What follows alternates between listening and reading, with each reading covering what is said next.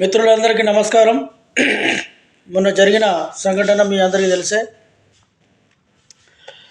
బాసింగ బలాలు సాంగ్కి #1 మంచి పర్ఫార్మెన్స్ ఇచ్చి అందరి మన్ననలు పొందిన ఈశ్వర్ సాయి మరి దురదృష్టవశాస్తు అనుకోవాలి మనం. ఇక బాసింగ బలాలను బద్దలు కొట్టేసింది వాళ్ళ భార్య. విషయం ఏంటంటే వేములవాడ రెడ్డి భవన్ అది ఓయో రూమో ఏదో అందులో పట్టుబడ్డారు అని అనిపిస్తుంది. కానీ నాకు తెలిసి పట్టుబడేలా చేశారేమో కొంతమంది. అసలు విషయం అది.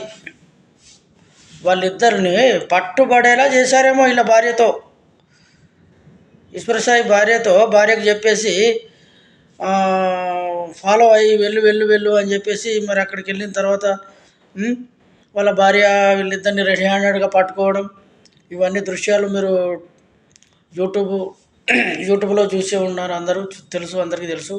కానీ విషయం ఏంటంటే ఆమె మాట్లాడింది ఏదైతే ఉందో అది సరిగ్గా లేదు.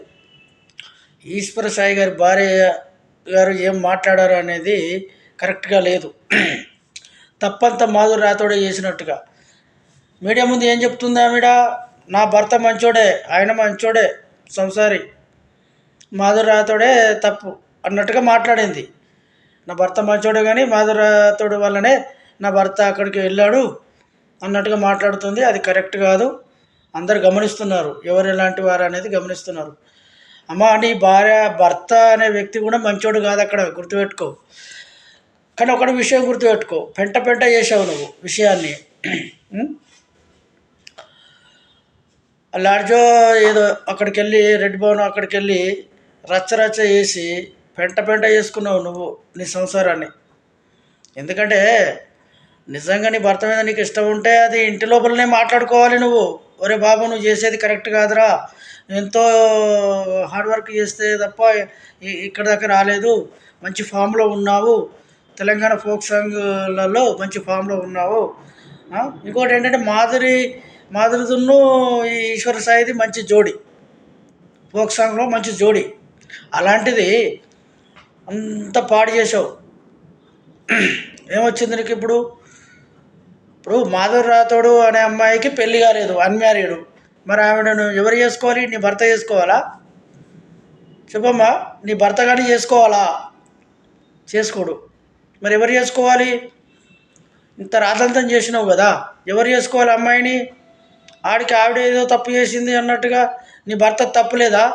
మాట్లాడితే సరిగ్గా చూసి మాట్లాడాలి. ఇద్దరిది తప్పు, అక్కడ ఇద్దరిది తప్పు. అర్థమైందమ్మా?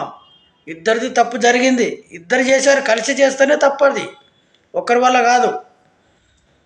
అర్థమైందా? నా భర్త మంచోడు అనకు, చాలా తప్పది. ఇంకొకటి, ఆ అమ్మాయిని అల్లరిపాలు చేసావు, పెళ్ళి కాలేదు అమ్మాయికి, అలాంటి అమ్మాయిని చేసావు. వాళ్ళిద్దరిది నేనేదో సమర్థిస్తలేను. ఇక్కడ విషయం ఏంటంటే నా భర్త మంచోడు అనడం నువ్వు కరెక్ట్ కాదు. అది ఇద్దరిది తప్పు, ఇద్దరు చేశారు కాబట్టి ఇద్దరిది తప్పు అనాలి. వాస్తవంగా నా భర్త మంచోడు అనకూడదు నువ్వు ఎప్పటికీ. ఇక్కడ జనాలు ఎవరు సపోర్ట్ చేయట్లేదు, వాళ్ళిద్దరికి మద్దతు చేయట్లేదు ఎవరు. కాకపోతే వాళ్ళిద్దరు తప్పు చేశారు, అందరికీ తెలుసు. అందరితో పాటు అందరం మనం ఒప్పుకోవాల్సిన విషయం, అందరు తప్పు చేస్తారు. కానీ ఆ పిల్ల మంచిది కాదు, మా ఆయన మంచోడు అని నువ్వు అన్నావు చూడు, అది కరెక్ట్ కాదు. ఆ ధోరణి మార్చుకో. ఆ ధోరణి మార్చుకో. పెళ్ళిగాని అమ్మాయిని ఇప్పుడు అనవసరంగా అదే. ఇప్పుడు మీరు భార్య భర్తలు ఇద్దరు, ఎప్పటికైనా మీరు ఇద్దరు ఒకటి కావాల్సిందే. విడాకులు ఇస్తావా నీ భర్తకి? మరి ఇస్తావా చెప్పు? ఇవ్వలేవు, అతను ఇవ్వలేడు, మీకు బాబు ఉన్నాడు. కానీ అనవసరం ఇప్పుడు ఏం చేశారు? ఒక అమ్మాయిని నవలపాలు చేశారు అక్కడ,